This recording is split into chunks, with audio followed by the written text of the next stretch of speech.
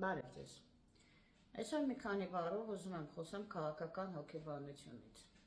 Ինչը դա Իրանից ներկայացնում։ Մենք բոլորս ուզենք թե չուզենք, արդյոք դա ցանկանում ենք թե չէ, արդյոք որքանով ենք դա հասկանում, թե որքանով դա չենք հասկանում, ամենայն դեպս կամա թե ակամա գրկված ենք քաղաքականության մեջ։ Կամ մենք ենք զբաղվում քաղաքականությամբ, կամ քաղաքականությունն է զբաղվում մեզանով։ Այս արտահայտությունը հին Հունաստանից է գալիս եւ դրա իմաստն էսպիսին է, կամ պետքա մենք ունենանք քաղաքականության մասին գիտելիքներ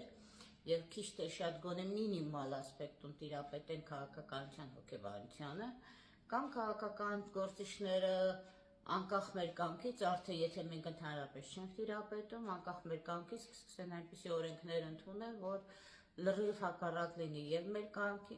կամքին եւ մեր կյանքին։ Ուստի եւ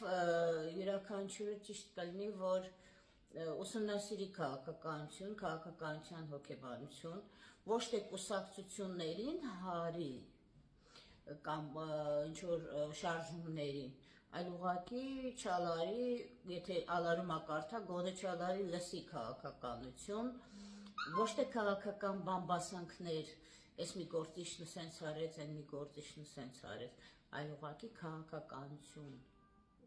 բուն լսի եւ փորձի ինքնուրույն հասկանալ եւ ինքնուրույն վերլուծի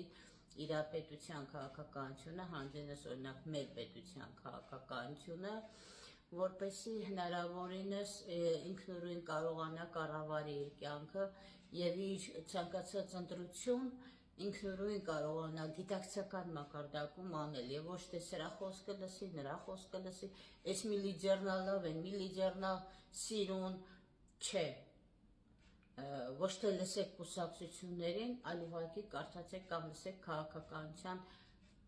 կանոնները, քաղաքականություն եւ քաղաքականության հոգեբանություն, որը շատ մեծ օգուտ կտա ձեզ, որպեսզի հնարավորինս վաղը միսօր հասկանաք, թե